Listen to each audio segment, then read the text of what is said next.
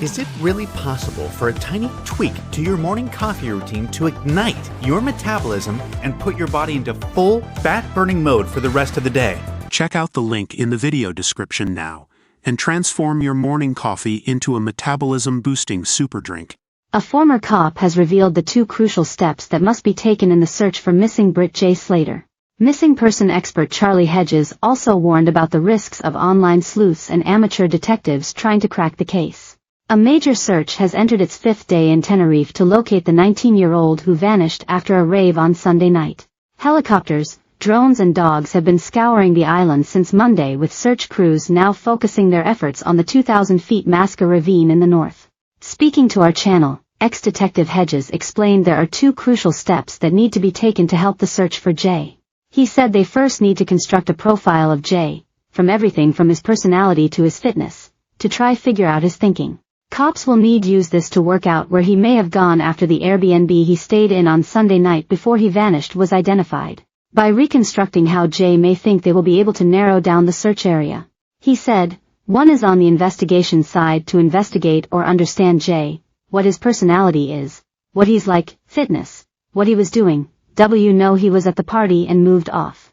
And then also look at the last place he was seen, which gives us the first start for the search.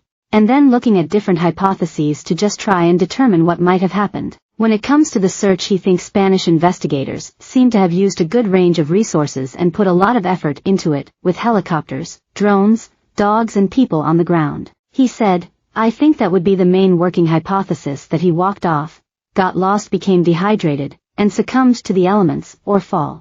He noted, however, it should not be the only line of inquiry, and all aspects of his disappearance need to be investigated and make sure nothing is missed. Hedges, who worked for Fams Valley Police, warned online sleuths to leave the search for the missing teen to the professionals, as they may harm the investigation instead of helping. He urged the public not to take it upon themselves to help the search, as he noted despite their best intentions they may end up causing more trouble.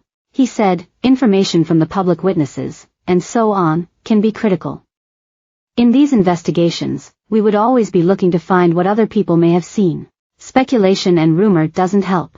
I know we've seen a lot of that with recent cases, with people getting on social media and making all sorts of speculations about that, probably not even thinking about the impact that will have on the family, and those left behind are already in a very difficult situation, and also then going to be involved in the search.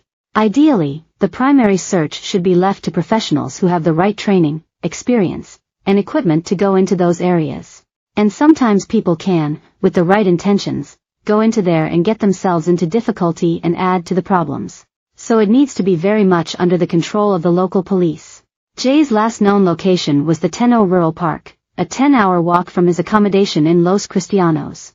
The apprentice bricklayer, from Ozaltwizzle, Lanks, had been to the NRG festival with 2 friends before leaving the club with 2 men he had met that evening. The next morning he left the remote property and called friend Lucy Law, telling her his phone was about to die and he was stranded in the middle of nowhere.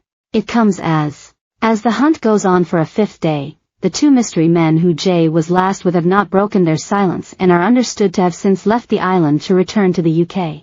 Jay's distraught mum shared a twisted Snapchat she was sent as she touched down in Tenerife, telling her to kiss goodbye to your son. Hedges stressed the importance of thinking about the family living the most horrendous situation, but unfortunately, there are some people who are malicious and unpleasant, and I've seen it in lots of cases, whether it just has such a bad effect on the family, and it's just not needed.